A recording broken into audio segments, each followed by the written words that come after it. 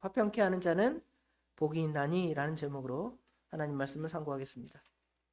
벌써 팔복 중에서 7번째 말씀이에요.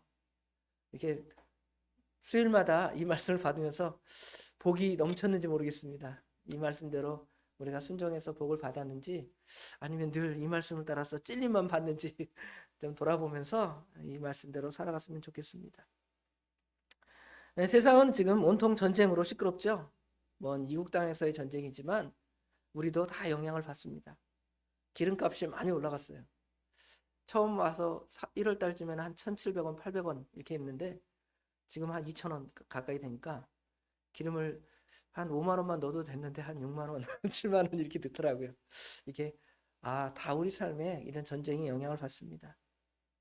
좀 시끄러웠는데 그 종량제 봉투도 잘 이렇게 많이 한 묶음으로 옛날처럼 안 팔잖아요. 뭐 물건 사가는 사람 한두 장씩 이렇게 더 주는 수준으로 이렇게 우리 삶에 이런 전쟁이 체감이 됩니다. 뭐 실제로 우리가 우리 주변 사람이 전쟁에서 큰 상처를 당하거나 죽임을 당하거나 그런 일은 없지만 그래도 이 많은 사람들이 이 전쟁으로 인해서 죽어가고 다치고 또 얼마나 무섭겠어요? 그렇죠? 이런 마음을 우리가 생각하면 하나님께 기도하는 거예요. 그들에게도 빨리 전쟁을 멈추고 평화할 수 있도록 우리가 기도하는 것이 하나님의 뜻일 것입니다. 그렇다면 오늘 이 화평케 하는 자의 말씀을 더 깊이 상고하는데요. 그 중에 이제 우리가 팔복을 지금 쭉 배우면서 이 팔복의 서론 자꾸 잊어버릴 수가 있으니까 팔복의 서론을 다시 짧게 복습하고 시작합니다. 팔복이라는 말은 뭐뭐 하는 자는 복이 있나니 우리 개념은 이렇게 되어 있죠. 그러나 영어 성경이나 헬라어 원문에는 복되도다 이렇게 먼저 선언을 해요. 복되도다. 어떤 사람이 복되냐 그 다음에 설명하는 거예요. 그 다음에 왜 그들이 복되냐 이렇게 또 그 다음에 왜냐하면 어떻게 되기 때문이다까지 이렇게 서술하는 것이 영어 원문이나 헬라어 원문에 그대로 되어 있는데요. 우리는 그렇게 안 써 있고 심령이 가난한 자는 복이 있나니 이런 식으로 서술을 하고 있죠. 실제로는 지금 여기 복이 있나니는 8개로 우리가 얘기해서 우리가 보통 팔복 그러죠. 그런데 여기 10절까지만 표현된 것이 아니라 11절에도 너무 길게 서술되어 있습니다.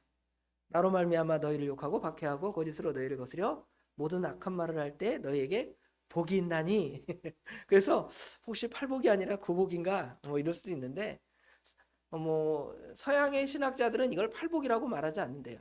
그냥 영어로는 beatitude라고 하는데요. 이건 뭐냐면 복들이 여러 개가 이렇게 있다. 그런데 왜 팔복이라는 말이 나왔을까? 이거 보면 그냥 여기 있는 8개를 추론해서 팔복이다 말하고 아마 팔은 누가 팔을 좋아하냐고 그랬더니 중국 사람들이 팔을 좋아한대요. 그래서 이 중국 사람들이 아마 팔복이라는 타이틀을 붙이지 않았을까 그렇게 유추를 합니다. 이 팔복의 구조들은 아까 말한 대로 복이 있나니에서 어떤 일을 해야 복을 받나니 이런 개념으로 우리가 오해할 수 있지만 그러지 않고 오히려 복되도다 어떤 사람들은 복되도다 이런 개념이에요. 복되도다를 먼저 선언하는 것이죠. 그래서 심령이 가난한 자는 복되도다. 왜냐하면 이렇기 때문이다. 복되도다 어떤 사람들은 이런 식으로 우리가 이 말을 해석해야 한다는 것이죠. 그래서 우리 믿음의 사람들은 이렇게 살아가는 걸 보니 복되도다 이 말이에요. 우리 예수 믿는 사람들은 하나님의 자녀들은 심령이 가난한 사람이기 때문에 복되도다. 우리 행복한 사람이에요. 복받은 사람이에요. 또 우리 예수 믿는 사람들은 애통하는 사람이니까 복되도다. 그 말이에요. 또 온유한 사람은 복이 있나니 우리 예수 믿는 사람은 온유한 사람들이기 때문에 행복한 사람입니다. 복받은 사람입니다. 이런 선언인 거예요. 그렇죠? 이렇게 해야 복받아. 우리는 거의 이 복을 뭘 해야 복받는 개념으로 생각을 하죠. 그렇죠? 그래서 우리 신자의 상태가 이러한데 이러한 사람들은 이러한 복을 받는다. 복의 내용도 귀에 담고 있죠. 여기 보면 천국이 그들의 것입니다. 위로를 받는다. 땅을 기업으로 받는다. 또 오늘은 하나님의 아들이라 일컬음을 받는다. 이렇게 그 복이 우리에게 구체적으로 내용으로 우리 안에 다가와 있음을 볼 수가 있습니다. 자, 그럼 화평케 하는 자는 복이 있다 그래서 이 화평의 의미를 좀 생각을 해봅시다. 화평은 히브리어로는 샬롬 그러죠. 우리 샬롬이라는 단어가 워낙 익숙해져서 이제 잘 쓰고 있는데 예전에는 잘 안 썼어요. 근데 이제 샬롬이라는 말은 안녕, 안녕이야. 우리말로 하면 안녕, 안녕하십니까? 이 인사하고 똑같은 거예요. 샬롬. 그 뜻은 화평이나 평화, 평강, 안녕, 평안 이것들을 말합니다. 이거는 우리 주님이 하신 인사라고 제가 지난 주일에 말씀드렸죠. 우리 주님께서 부활하신 후에 제자들에게 나타나서 주일날마다 너에게 평안하뇨 그러죠. 너에게 평강이 있을지어다. 또 예수님의 제자 또 우리 사도 바울 사도는 편지를 쓸 때마다 너에게 은혜와 평강이 있을지어다 이러죠. 이런 인사가 어떻게 보면 하나님께서 우리에게 주신 참된 은혜의 인사람을 볼 수 있습니다. 은혜와 평강. 예수 그리스도를 믿는 성도들에게 은혜가 있고 또 그 은혜를 받은 사람들은 그 마음이 평강한 거죠. 그래서 은혜와 평강이 너에게 있을지어다. 너희들은 은혜와 평강 가운데 있다. 그 말로 선언하는 것입니다. 구약의 샬롬이라는 말은 완전하고 부족함이 없는 행복한 상태를 샬롬이라고 그래요. 나 행복해요. 모든 것이 다 갖춰져 있고 행복합니다. 그럴 때 샬롬이라는 단어를 쓰고요. 특별히 어떤 데에서 쓰냐면 바르고 친밀한 인격적인 관계에서 샬롬을 써요. 바르고 친밀하다라는 것은 하나님과 사람 사이에 바르고 친밀한 관계.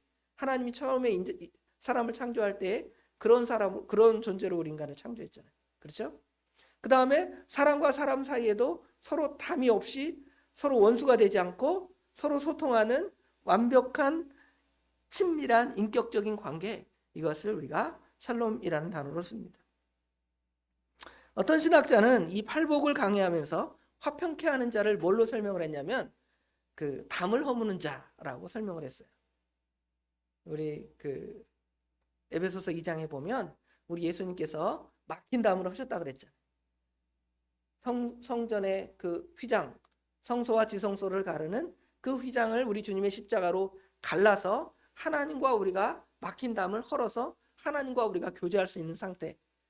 이렇게 하나님이 그렇게 하신 목적은 우리 믿음의 사람들로 하여금 서로 화평하고 교제하도록 하나님께서 그렇게 만드신 거예요. 담을 허무는 사람.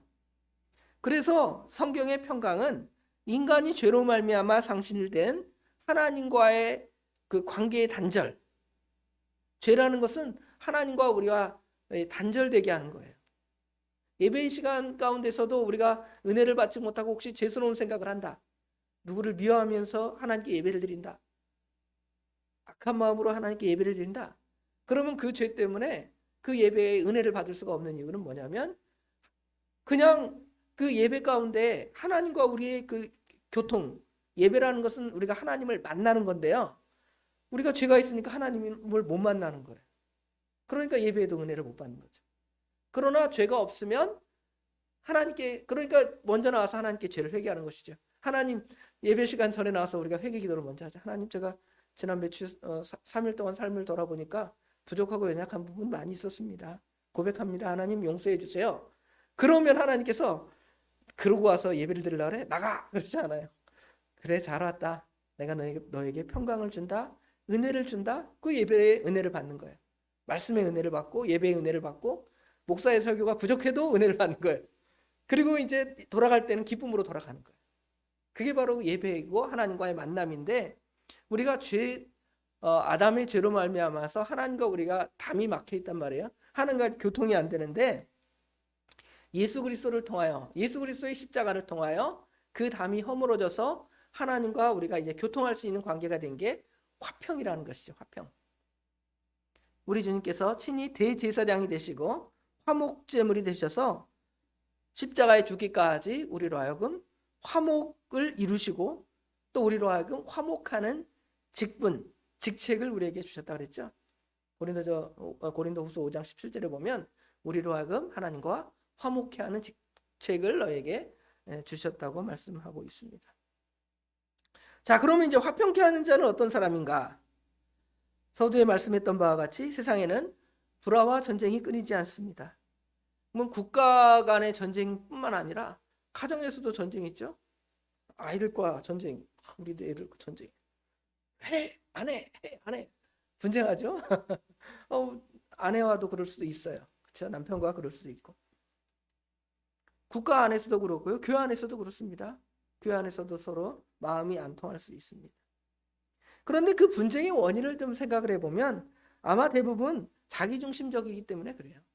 나만을 생각하고 나만을 챙기니까 게으러지고 안 하고 그러면 이제 서로 불평, 불만이 나올 수밖에 없죠. 자기중심주의.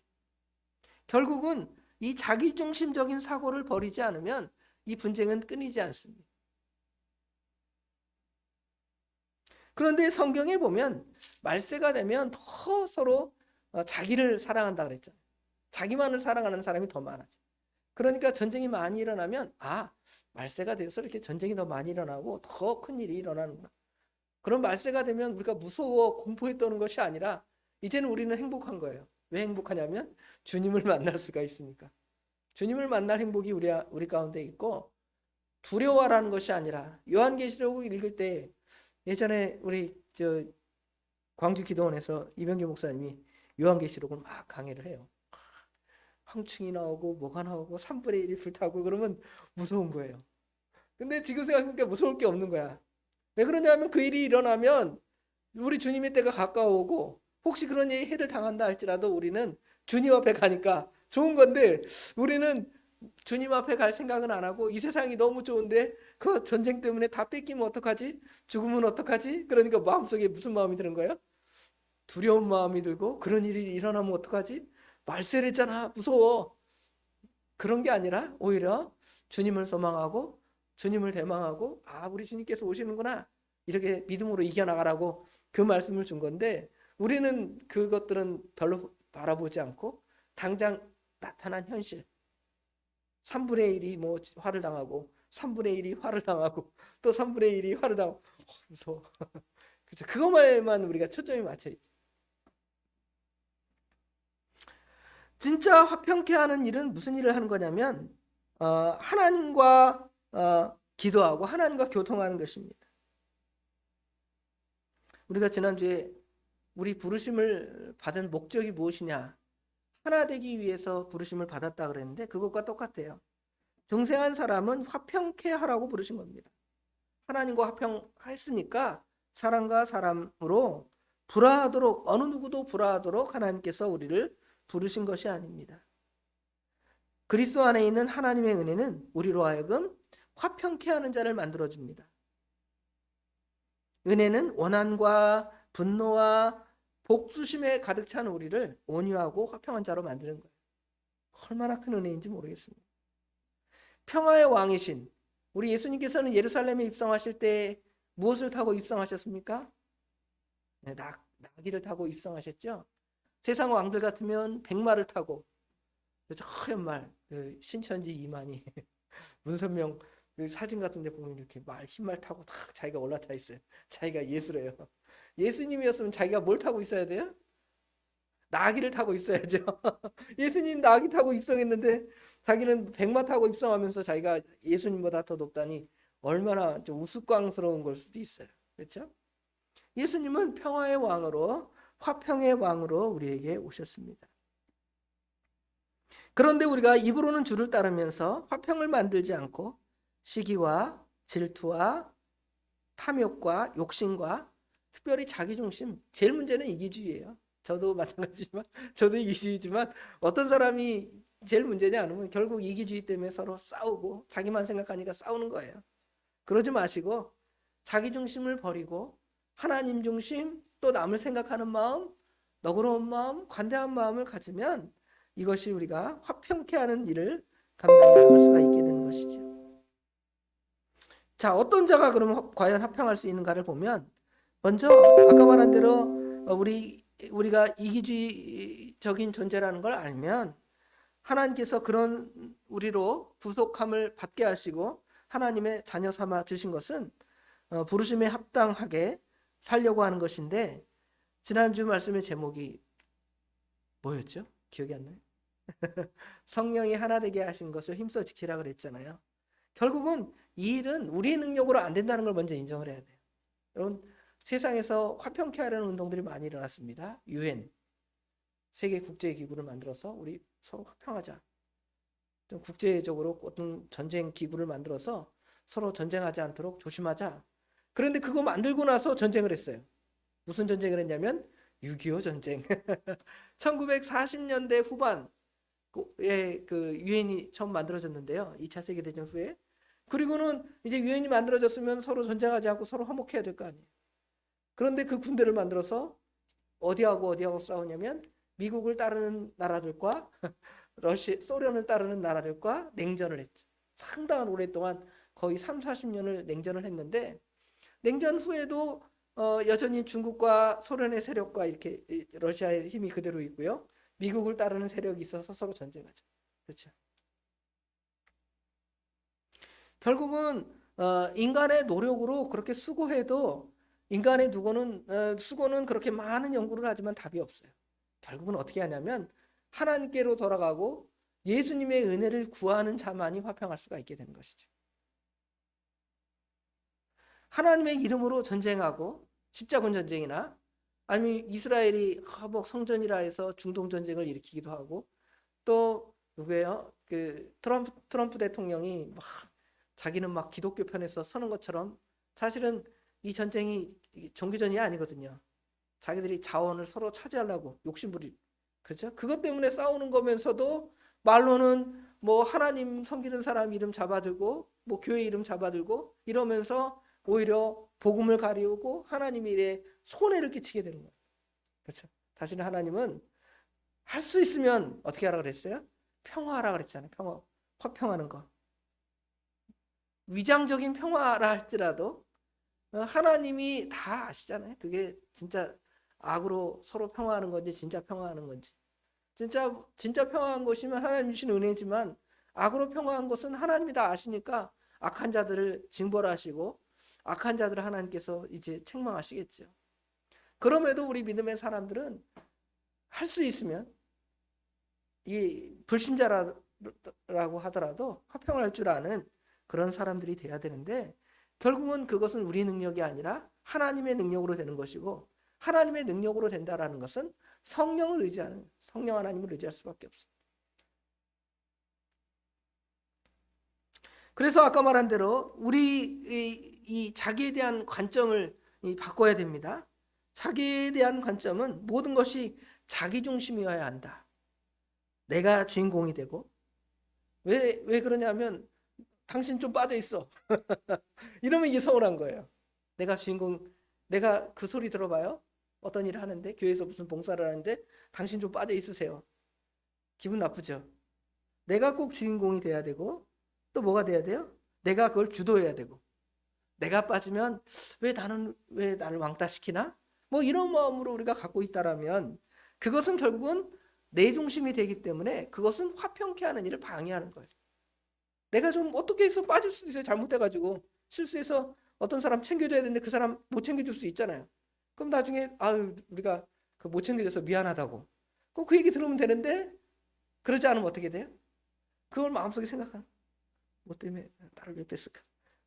내 중심이 되니까 그런 내 중심의 사고는 결국 옛사람인데요. 그 옛사람들을 다 벗어버리고 새 사람, 하나님 중심, 말씀 중심 이것들로 나가야 이겨나갈 수가 있는 것이죠. 먼저는 우리가 분별해야 돼요. 어떤 사람이 그런 일에 빠졌다 그러면 저 사람이 좀 사탄의 시험에 빠졌구나. 올매에 빠졌구나. 이걸 분별할 줄 알아야 돼요. 그러면 어떻게 해요? 여러분 누가 좀 믿음이 연약해서 시험에 빠져있다 그러면 어떻게 할까요? 막 시험 들어갔고 왜 그러냐고. 그래요? 그럼 이제 완전히 뭐 진짜 싸우자는 거죠? 그러지 마시고 혹시 우리 주변에 믿음 사람 가운데 이 시험에 빠져 있고 이런 올매에 빠져 있으면 그거를 분별할 줄 알아요. 저분이 그 시험 들어서 그러는구나. 그러면 어떻게 해야 될까요? 기도하는 수밖에 없어요. 마태복음 7장 우리가 배우죠. 비판하지 말라 그랬잖아요. 자기 중심적으로 보면 자기에게는 들보가 있는데 상대방의 그 티를 보면서 막 비판하잖아요. 근데 비판하지 말라고 하면서 그렇게 비판하지 말고 나 자신을 먼저 보라는 거죠. 거울로 본 다음에는 그 다음에 뭐라고 돼 있냐면 마태복음 7장 7절부터는 구하라, 찾으라, 두드리라, 기도하라가 나와요. 뭐냐면 비판하지 말고 자기 죄를 보면서 그 다음에는 혹시 내 죄가 다 발견되어지고 회개한 다음에 상대방에게 이제 뭔가를 가르쳐 줄 수 있어요. 그렇잖아요. 내가 회개했으니까. 그런데 그때 이제 내가 가르쳐 줄게. 너 이거 잘못했어. 그러지 말고 그 다음에 뭐 하라는 거예요? 구하라는 거예요. 구하라, 찾으라, 두드리라. 그 사람이 하나님의 뜻을 찾도록 구하고, 그 사람이 하나님의 말씀에 돌아가도록 구하고, 하나님의 은혜를 받도록 구하고, 그러면 이제 그 문제가 자연스럽게 넘어가서 이제 우리가 뭐 할 수가 있냐면 화평케 하는 사람이 될 수가 있는 거예요. 다 뭐 일일이 찾아가지고 목사님 제가 뭐 이것도 틀립니다, 저것도 틀립니다 가르쳐 주면 좋겠죠. 그러나 그렇게 가르쳐 줄 때 어떤 사람들이 선한 마음으로 받고 온유한 마음으로 받으면 얼마나 좋겠습니까? 근데 사람들은 조금 더 그 말을 선한 마음으로 온유한 마음으로 받지 않고요. 저 자신도 성도님들이 우리 집사람이 뭐라고 얘기하면 저 자신도 내 재고집을 얘기하는 거예요. 뭐 그러냐고. 왜 그래요? 다 자기중심적이니까 그런 거예요. 그러면 서로 뭐가 될 수가 없어요? 화평할 수가 없는 거죠. 하나가 될 수가 없고. 결국은 이제 자기를 먼저 말씀을 통해 돌아보고 싸우지 아니하고 용서하고 화평할 줄 알아야 되는 거예요. 그러려면 먼저 자기를 봐야 돼요. 말씀은 누구를 보는 거울이라고 말씀드렸습니까? 자기를 보는 거울이에요. 자꾸 그 거울을 상대방 들여다보면서 얼굴에 이거 묻히고 다니면 되겠어? 왜 옷은 그렇게 입고 다녀? 왜 말은 곧다구로 해? 하면서 지적한단 말이에요. 근데 자기는요, 그보다 훨씬 더 할 수도 있거든. 그래서 자기 자신과의 싸움을 이기는 사람이 화평할 수 있어요. 자기와 화평해야 돼요. 근데 자기와 화평한다 그래서 어떤 사람들이 이렇게 생각해요. 자기 잘못은 이렇게 좋게 보는 거야. 내로남불이라 그러잖아요. 자기는 다 로맨스 하는 줄 알아요. 그렇죠? 그런 거는 잘못된 것이죠. 그 거울을 통하여 자기를 정확하게 진단하는 거예요. 나의 부족함을 정확하게 진단해야 나와 화목할 수가 있어요. 나를 가르쳐서 너가 먼저 잘못하지 않았느냐? 너가 먼저 회개하라. 이 말씀이 딱 듣게 되면 내가 회개하게 되잖아요. 내가 회개하면 이제 내가 먼저 풀어진 거예요. 여러분 먼저 풀어줘 보세요. 상대방이 계속 나하고 싸우고 들라고 하나? 그러지 않아요. 먼저 가서 미안하다 그러고 먼저 가서 얼굴 웃고 헤헤거려 보세요. 그 사람도 더 이상 침을 뱉을 수가 없어요. 풀어질 수밖에 없어요. 그게 우리 믿음의 사람들의 마음이고 믿음의 사람들의 행복이라는 것을 알아야 되는 것입니다. 자기와 화목하는 사람, 그런 사람이 결국 이기는 사람입니다. 먼저 화를 내고 먼저 비판하고 먼저 선수치는 사람이 승리하는 사람이 아니라 인내해보고 기도해보고 참아보고 왜 저럴까 하다가 나는 문제가 없는가 돌아보고 그때 기도하면서 하나님의 은혜를 구하면 그 문제가 다 붙어 있을 수도 있거든요. 그럼 그 문제가 해결되면 상대 문제는 저절로 풀리는 거예요. 제 불에 꺾이겠구나 하고 기도해 주면 돼요. 그게 이제 참으로 승리하고 이기는 것입니다. 그리스도를 보십시오. 우리 그리스도는 내 꼴을 보고 참으신 그리스도. 그것을 보면 우리는 다 이겨나가고 다 승리해 나갈 수가 있습니다. 자, 마지막으로 이제 화평케 하는 자의 복을 봅시다. 화평케 하는 자는 어떤 자가 된다고 말씀하십니까? 하나님의 아들이라 일컬음을 받을 것이며 그랬죠. 사람마다 이런 어떤 복을 받을까? 어떤 복을 받기를 원하는가 생각해 보면 부자, 나는 세상에서 제일 부자야. 이런 사람, 이런 인정을 받고 싶은 사람이 있을 수 있고요. 공부한 사람이라면 나는 학자야. 저분 석좌 교수님이십니다. 이런 소리 듣고 싶어요. 명예를 얻고 싶은 사람은 대통령이야, 장관이야, 뭐 이런 소리 듣고 싶으면 그게 최고의 복이라고 생각을 할 수 있습니다. 과연 여러분은 우리 갈 길을 다 가고 나의 갈 길 다 가도록 예수님이 인도하셨는데 다 우리 주님의 길을 다 간 다음에 여러분은 어떤 칭호를 듣고 싶습니까? 이 사람은 세상에서 가장 부자였습니다. 이 사람은 세상에서 가장 똑똑했습니다. 이런 소리 듣고 싶어요? 그렇지 않잖아요. 그저 그냥 누구의 어머니, 누구의 아내, 어느 교회의 목사 그런 정도도 만족하십니까? 여기는 어떤 칭호를 받기를 원하냐면 하나님의 아들이라는 칭호를 받기를 우리가 가장 사모하고 좋아해요. 하나님의 아들. 예수를 믿는 사람들은 하나님의 자녀고 하나님의 아들이라는 칭호를 벌써 받았습니다.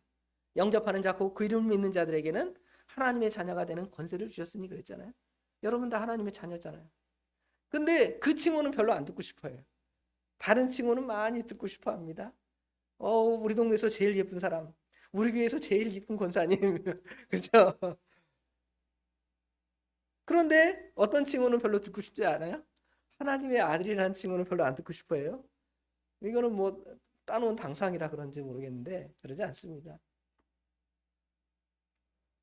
그만큼 귀한 칭호가 없다는 것이죠. 본래 우리는 하나님의 자녀가 아니었습니다. 전에 죄와 사망 가운데 살아갔을 때에는 본질상 진노의 자녀였다 그랬어요. 본질상 진노의 자녀였다는 것은 마귀의 종로를 타고 마귀의 밥이었다는 것입니다. 그런데 예수 그리스도를 통하여 우리를 하나님의 자녀 삼아 주셨습니다. 이런 칭호가 우리 가운데 있는데 이것만큼 좋은 게 없잖아요. 누구누구의 자녀라는 칭호는 어떤 칭호입니까? 좋은 칭호일 수도 있고 별로 안 좋은 칭호일 수 있어요. 너 누구의 아들이야? 그러면 칭찬에 누구의 아들이다 그럴 수도 있겠죠. 대통령의 아들이다. 누구의 아들이다. 훌륭한 사람의 아들이다 그러면 그 사람처럼 취급을 받는 거예요. 또 어떤 죄인의 아들이다 그러면 어때요? 이 죄인 취급받잖아요. 기분 나쁘잖아요. 그런데 우리는 누구의 자녀의 칭호를 받습니까? 하나님의 자녀의 칭호를 받습니다. 부담스러워요? 하나님, 저는 하나님의 자녀라는 칭호 받기에 너무 부담스럽습니다. 마치 그 탕자가 타락하다가 돌아오잖아요. 돌아와서 이제 아버지, 저를 이제 아버지의 아들로 생각하지 말고 그냥 품꾼으로 생각하시고 나를 받아주세요. 그랬더니 아버지가 어떻게 해요? 그를 안아주시고 내 아들이라고 옷도 새로 입혀주시고 음식도 새로 준비하고 얼마나 기쁘게 받아주십니까? 우리 하나님 마음이 그런 건데 우리는 그걸 부담스러워하는 것 같아요. 여러분, 하나님의 자녀라는 칭호가 부담스러우십니까? 칭호 받고 싶으시죠? 어떤 일을 하면 돼요? 화평케 하는 일을 하면 돼요. 화평케 하는 일. 마침 지난 주일에 우리 하나됨의 이야기를 했는데 오늘 말씀도 어떻게 자연스럽게 연결이 되네. 화평케 하는 거, 하나 되는 거, 또 우리 믿음의 사람들만 하나 되는 것이 아니라 또 믿지 않는 사람들과 하나 되게 하기 위해서 또 우리가 좀 희생할 수 있고 또 연합할 수 있어요. 그럼 제가 손해보는 것이 아니라 그 사람들에게 하나님을 전할 수 있고 예수님을 전할 수 있는 좋은 용도가 돼요. 말로 하면 인상 팍 쓸 수 있어요. 와서 무슨 말 저한테도 옆에 하시는 분이 뭐라고 막 할 수 있잖아요. 그러면 나도 같이 인상 쓰면서 왜 승질냅니까? 좋게 말하면 되지. 그렇잖아요. 그런데 그렇게 하면 계속 싸우는 거죠. 근데 가서 아유 죄송합니다. 제가 다음부터 조심하겠습니다. 그럼 어떻게 해요? 그 사람도 더 이상 말을 못하는 거예요. 더 이상 뭐라고 못하는 거예요. 그럼 그 사람도 말을 어떻게 해요? 좋게 부드러운 말로 바꾸는 거예요.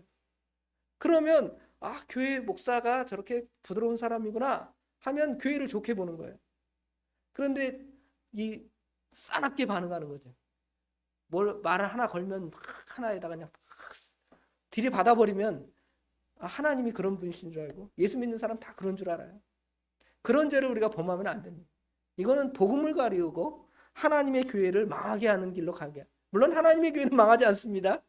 여러분이 잘못했다 그래서 하나님의 나라는 망하지 않아요. 그럼에도 하나님께 하나님 나라에 손해를 끼치는 게 되는 거고, 혹시 그 사람에게 그 사람을 어디로 인도하는 사람이 되냐면 지옥불로 인도하는 사람이 되거든요. 어떤 사람을 실족해 하는 사람은 그 사람을 지옥불에 던지는 사람보다 더 나쁜 사람이라 그랬거든요. 우리를 보고 우리 믿음의 사람들을 보고 실족해요. 교회가 저런 거야? 교회는 절대 갈 데가 아니야. 어떤 사람이 그런 마음을 가졌다고 생각을 해보세요. 그럼 그 사람은 진짜 어디 가요? 지옥에 가잖아요. 그럼 우리가 그 사람을 어디로 던진 거예요? 지옥불로 던진 것과 똑같은 거예요. 얼마나 우리가 무서운 죄를 하나님께 범했습니까? 이런 걸 우리가 바로 깨닫고 하나님의 자녀로서 하나님의 자녀의 칭호를 받는 비결. 사실 비결은 아니고 원래 우리 믿음의 사람이 그래야 되는 거예요. 그렇죠? 화평케 하는 사람이 돼야 되는 겁니다. 그런데 되지 못하니까, 왜냐하면 우리에게는 여전히 육체의 부패성이 있기 때문에, 그렇죠. 자기중심적인 게 있기 때문에 원래 너희들은 그런 사람이야. 깨달아. 너는 하나님의 자녀고 너는 화평케 할 수 있는 그런 능력이 있는 사람이야. 하나님께서 그런 복이 너에게 있어 가르쳐 준 거예요. 근데 우리가 그걸 모르고 우리 마음대로 살다가 다른 사람에게 손해를 끼치고 하나님 나라에 해를 끼치니까, 하나님께서 이 말씀을 통하여 우리 성도의 그 본질을 깨닫고 우리가 해야 할 그 본질을 깨닫고 그 믿음에 바로 서도록 우리에게 가르쳐 주신 것입니다. 이 말씀을 따라서 정말 화평케 하는 사람, 피스메이커가 돼야 돼요. 중재자가 되고 화해자가 되고 타협하는 사람이 되고 용납하는 사람이 되고, 그래서 하나님의 은혜가 우리 옛사람께 모든 성도님들 위해 영원히 함께하기를 원합니다. 기도하겠습니다. 아버지 하나님, 은혜와 사랑을 진심으로 감사합니다. 우리로 하여금 영원한 화평을 누리고 영원한 평강을 주시려고 우리를 대신하여 십자가에 못 박히신 그 예수님을 생각하면 우리는 용납하지 못할 사람이 없고 사랑하지 못할 사람이 없는데, 우리는 참으로도 미련하게 자꾸 누군가를 판단하고 정죄하고 넘어지고 쓰러지는 것이 우리의 모습입니다. 그것은 어찌 보면 우리 인간이 하나님 말씀을 불순종하여 타락하여 그렇게 된 것인데, 그것 때문에 우리가 좌절하고 낙심하지 않을 것은 우리 성도가 그렇게 그 길로 망하지 않도록 하나님께서 우리를 하나님의 자녀 삼아 주시고 하나님의 모든 특권을, 하나님의 모든 능력을 우리에게 허락하여 주셔서, 특별히 성령 하나님을 우리 가운데 보내주셔서 아버지 하나님의 말씀으로 돌이키며 회개하며 그 말씀을 순종할 수 있는 능력까지 우리에게 허락하여 주신 것 참으로 감사합니다. 이 능력을 우리가 받았사오니 능력받은 자가 잘 그 능력을 사용해서 모든 사람을 화평케 하고 교회에서 모든 사람을 화목케 하고 또 이웃사람과 화목케 하고 가정에서 모든 가족들과 화목케 하고 또 전쟁 중에 있는 그 모든 나라에 우리가 화평케 하는 역할은 못하지만 아버지 하나님 그들을 위하여 기도하고 전쟁이 그치기를 기도해 줄 줄 아는 우리 믿음의 사람들이 될 수 있도록 우리 하나님 친히 인도하여 주시옵소서. 오늘 수요 예배 아버지 하나님 이렇게 나와 하나님께 예배하는 모든 하나님의 귀한 백성들을 기억하시고, 아버지 하나님 남은 3일도 말씀을 따라서 주님이 기뻐하는 사명을 삶의 터전에서 잘 감당해 나갈 수 있도록 우리 하나님 친히 인도하여 주시옵소서. 모든 것 주님께 맡깁니다. 우리 주님께서 함께 하실 줄 믿사오며 예수님의 이름으로 간절히 기도드리옵나이다. 아멘.